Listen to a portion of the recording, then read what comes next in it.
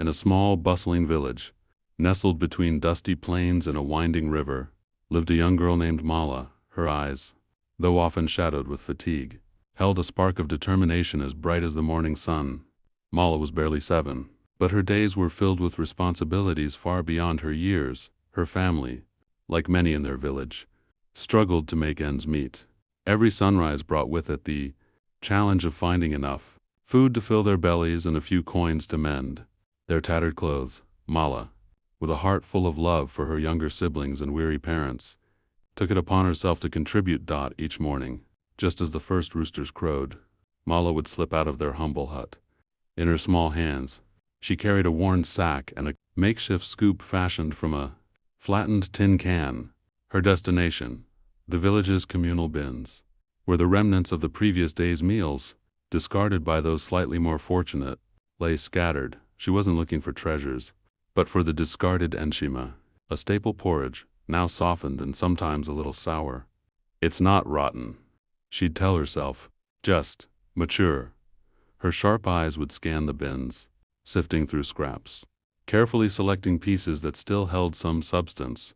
Her tattered dress, a patchwork of faded cloths, offered little protection from the dust and grime, but Mala barely noticed. Her focus was absolute. Her customers were the duck owners, families who kept small flocks for eggs and meat. Ducks, she had learned, were not picky eaters.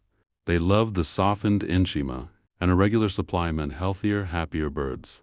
Mala had built a small but steady clientele. "Mala, my girl," old Mama and Lovu would call out, her voice raspy with age. "Have you brought the ducks' feast today?" Mala would smile, her small face lighting up, and present her sack.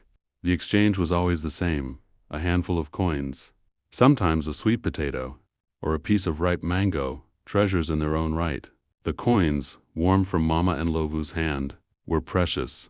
Mala would clutch them tightly, her heart swelling with a quiet triumph. She wouldn't spend them on sweets or toys, though a small part of her yearned for such luxuries. No, these coins were for her family, returning home. She would hand the money to her mother, who would nod, her eyes reflecting a mix of gratitude and sorrow that her child had to bear such burdens. But Mala never saw it as a burden. She saw it as her contribution, a way to ensure her baby brother had a little more milk, or that her sister wouldn't go to bed with an empty stomach.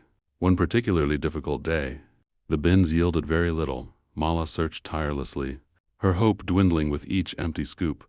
Tears pricked at her eyes, but she blinked them back. "I must find something," she whispered. Just as despair began to set in, she spotted a forgotten pot near the edge of a wealthy compound's discarded pile. Inside, a generous amount of leftover enshima,